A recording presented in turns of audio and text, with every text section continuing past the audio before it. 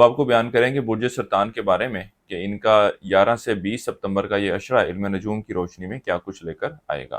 وہ لوگ جو 21 جون سے 22 جولائی کے عشرے میں پیدا ہوئے ہیں وہ برج سرطان کے تحت آتے ہیں۔ اس کے علاوہ اگر آپ کو اپنی تاریخ پیدائش معلوم نہ ہو اور آپ کا نام ہے سے شروع ہوتا ہے تو بھی آپ برج سرطان کے تحت آتے ہیں۔ اس عرصے کے آغاز سے ہی مریخ ان کے اسینڈنٹ میں تالے میں موجود ہوگا اور ان کو چاہیے کہ اپنے غصے کو خاص طور پر کنٹرول کرنے کی کوشش کریں، کیونکہ ان دنوں میں یوں کہا جا سکتا ہے کہ لوز ٹیمپرامنٹ کا مظاہرہ کرتے ہوئے نظر آئیں گے۔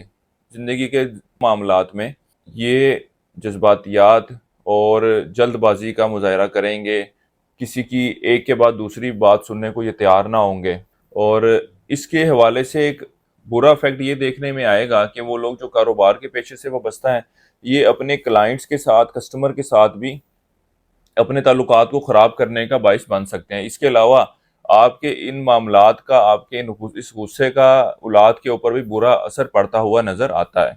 اس لیے ان معاملات کو، اپنے جذبات کو قابو میں کرنے کی کوشش کریں۔ اللہ تعالیٰ آپ کے معاملات میں آسانی پیدا فرمائے۔ اس عرصے کے دوران شمس اور عطارد آپ کے تیسرے گھر میں موجود ہوگا اور زہرہ جو ہے وہ آپ کے چوتھے گھر میں موجود ہے۔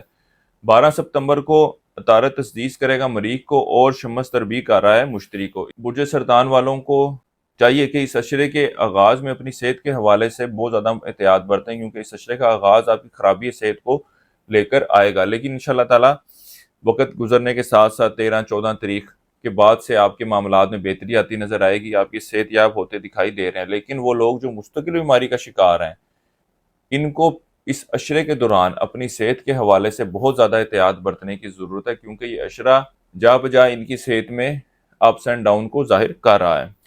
اس کے علاوہ وہ لوگ جو قانونی مسائل کا شکار ہیں ان کے معاملات بھی کوئی حل طلب شکل لیتے نظر نہیں آ رہے۔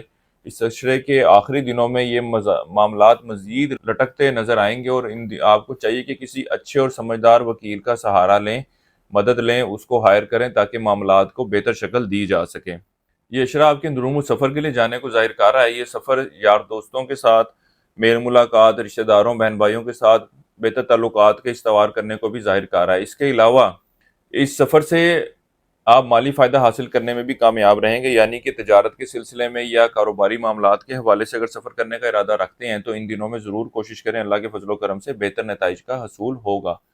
اس عشرے کے دوران طالب علموں کی توجہ تعلیم کی طرف خاصی مرکوز رہے گی اور ان کے تعلیمی نتائج، تعلیمی کارکردگی بھی خاصی متاثر کن ہوگی۔ یہ عشرہ آپ کے گھریلو ماحول میں دلچسپی، گھریلو معاملات میں دلچسپی اور گھر کو ایک پرسکون جگہ بنانے، گھر کے تزئین و آرائش کے اوپر وقت لگاتے اور پیسہ لگاتے بھی نظر آئیں گے۔ اس عرصے کے دوران آپ کے مالی معاملات تو بہتر رہیں گے، لیکن اس کے ساتھ ہی ساتھ یہ عشرہ آپ کے اخراجات میں بھی اضافے کو ظاہر کر رہا ہے، یعنی کہ آپ کے پاس اللہ کے فضل و کرم سے اتنا پیسہ ضرور ہوگا یا اس طرح کے مالی معاملات ضرور ہوں گے کہ آپ اپنے اخراجات کو بیئر کر سکیں، لیکن اس کا مطلب یہ نہیں ہے کہ آپ نے غیر ضروری طور پر اضافہ کرتے رہیں۔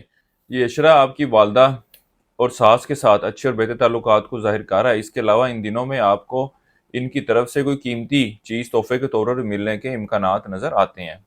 یہ عشرہ آپ کے یار دوستوں کے ساتھ میل ملاقات کو بھی ظاہر کر رہا ہے۔ پچھلے کئی عرصے سے اگر ملاقات نہیں ہوئی تھی تو ان دنوں میں آپ میل ملاقات کرتے نظر آتے ہیں۔ اس عرصے کے دوران آپ کو بچوں کی صحت کے حوالے سے بہت زیادہ احتیاط کرنے کی ضرورت ہے۔ کسی کو کوئی ادھار رقم یا قرض دے رکھا ہے تو وہ رقم چیز واپس ملتی نظر نہیں آ رہی۔ اس کے علاوہ یہ وقت آپ کے وراثتی معاملات کے کوئی حل طلب شکل کو بھی ظاہر نہیں کر رہا۔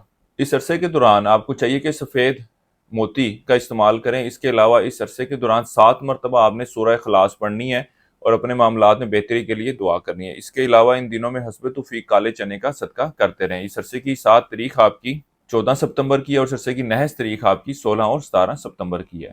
ہمارے چینل کو سبسکرائب کریں اور اپنی رائے کا اظہار کمنٹس میں ضرور کیجیے گا۔ برج سرطان والوں کے لیے اب تک اتنا ہی۔ اللہ حافظ۔